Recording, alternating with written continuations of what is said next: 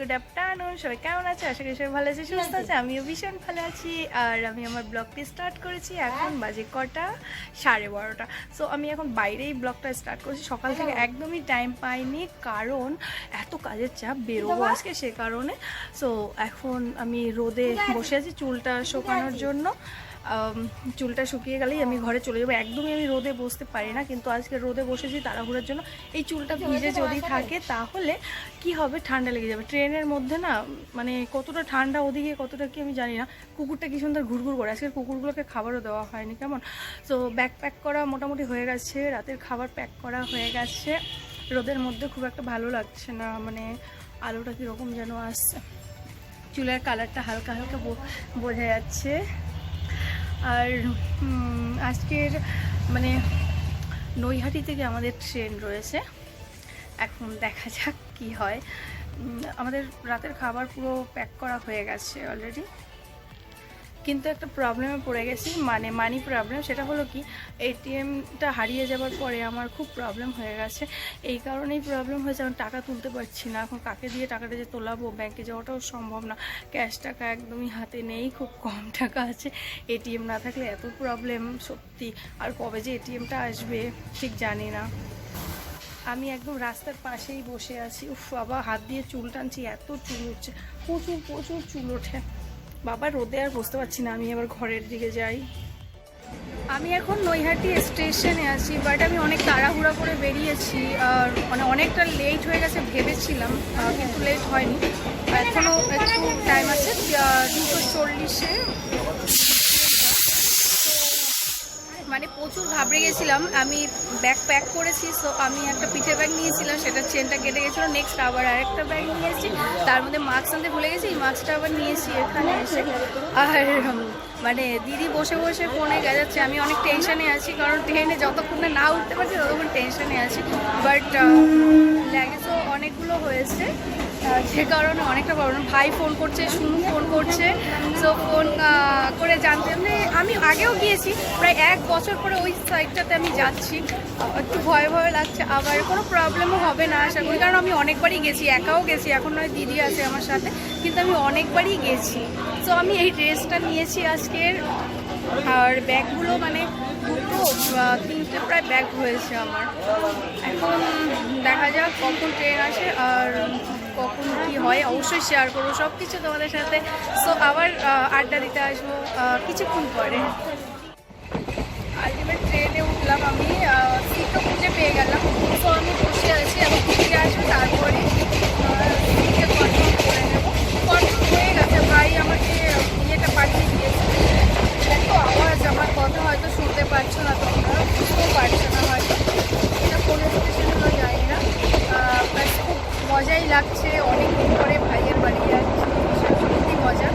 আর একজন বসে বসে লেবু খাচ্ছে, বাট আমিও খেলাম একটা লেবু, খিদেও পেয়েছিল। তো খাবার তো প্যাক করে নিয়েছি রাতের জন্য, আর টুকটাক খাবার এখন চলতেই থাকবে। ট্রেনে আসলে না শুধু মুখ চলতেই থাকে, কেন কি জানি। বাড়িতে যা না খাওয়া হয়, এই লেবুগুলো কতদিন ধরে ফ্রিজে ছিল, কিন্তু কখনোই খাওয়া হয়নি। ওয়াও, কি দারুণ জায়গা, কিন্তু দেখা যাচ্ছে না, যাচ্ছে না। আরও অনেক সুন্দর সুন্দর জায়গা আছে, ওদিকে দেখাবো তোমাদের। ব্যাস আবার একজন কিরকম মুড়ি দিয়ে বসে আছে, ও প্রথমবার আজকে যাচ্ছে, ওর ফিলিংসটাই একটু আলাদা। কোনোদিন বাইরে কখনো যায়নি, ফার্স্ট টাইম আমার সাথে যাচ্ছে। আমি অনেকবার একাই গেছি, বেশ আমার ভালো লাগে একা যেতে, কিন্তু এই কোথায় থেমেছে, এটা কোথায় আছে জানি না, বলতে পারবো না এটা কোথায় আছে। মানে আমাদের পার্মানেন্ট সিটে চলে এসেছি। আমরা এখন মুড়ি খেয়ে নিলাম, অন্ধকার অন্ধকার হয়ে গেছে। এখন কটা বাজে রে? আচ্ছা ঠিক আছে, কারণ একটু খিদে পাচ্ছিল, 5টা বাজে আর কি। তো একটু জানলা দিয়ে ঠান্ডা ঠান্ডা লাগছে, জানলাটা বন্ধ করে দিয়েছি। ও মা, দেখো দেখো, আজকে ফার্স্ট টাইম ও যাচ্ছে, তো এই কারণে ওর একটু অন্যরকম ফিলিংস। বাট প্রথমবারের জন্য আমাকে একটু বেশি ওকে মানে করতে হচ্ছে, ওকে কেয়ার করতে হচ্ছে, সব বিষয়ে আমাকে ফলো করতে হবে। ওর টয়লেট থেকে শুরু করে সমস্ত কিছু, কারণ ট্রেনে ফার্স্ট টাইম, বুক করলে ফার্স্ট টাইম। তো ফিলিংসটা কেমন লাগছে? ভালোই লাগছে, খুব আনন্দ। খুব ওর মজা লাগছে, আর ওখানে কি হবে সেটাই আর কি। তো এবার আমি একটু মানে ট্রেনটা এখানে ট্রেনেছে জাস্ট, এবার অন্য কিছু করবো, আর কিছু করার নেই। চুলটা আমি ছেড়েই নিয়েছিলাম, চুলটা পুরো ভিজে। আজকে আসার সময় এত তাড়াহুড়ো বাড়িটা আমি কি বলবো, মানে নিজে আয়নার দিকে তো মুখটা পর্যন্ত দেখতে পারি, কোনো রকমভাবে বেরিয়ে এসেছি। আমি ভাবছিলাম ট্রেনটা আজকে মিস করবো, কিন্তু যাই হোক বাবা তারকাঁথার আসলে ট্রেনটা আমি পেয়েছি। তো আর মুড়িটা ট্রেনে খেলাম ভীষণ ভালো, 20 টাকা করে নিল মুড়িটা, ভীষণ ভালো। আর ও মাস্কটা তো সরাচ্ছে না, আর আমি মাস্কটা তো আমি পরি। আমাদের উপরে সিট পড়েছে, আমাদের রাতে উপরে উঠে যেতে হবে।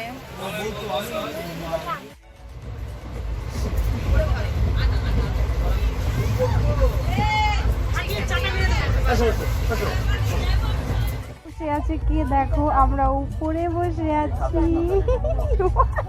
মুখ থেকে খুব লজ্জা পাচ্ছে বাবা। আমরা উপরের দিকে আছি আর নিচে সবাই। দেখি আমাকে তুলেছি, আর জিজ্ঞেস করে তুলছি কিনা। এই দেখো সবাইকে উপরে সিট রয়েছে, আমি একদমই উপরে রয়েছি। ও বাবা ফোনে কথা বলতে ব্যস্ত। উপরে শুয়ে আছি, ব্যাগগুলো উপরে তুলে নিয়েছি। ব্যাগটা থেকে কেমন গন্ধ আসছে, অনেকদিন ইউজ করা হয় না তো, সে কারণে চশমাটা পরে নিলাম, কারণ একটু ফোনটা ঘাটছিলাম, যে কারণে চোখটা ব্যথা ব্যথা করছিল। মানে একটা চাদর টাইপের গায়ে দিয়ে আছে, ঠান্ডাটা মোটামুটি পড়ছে, মনে হচ্ছে মালদা ক্রস করার পরে ঠান্ডাটা। আর খাওয়া দাওয়া করে নিয়েছি, ডিম আর ডিমের কারি করে নিয়েছি, আর রুটি।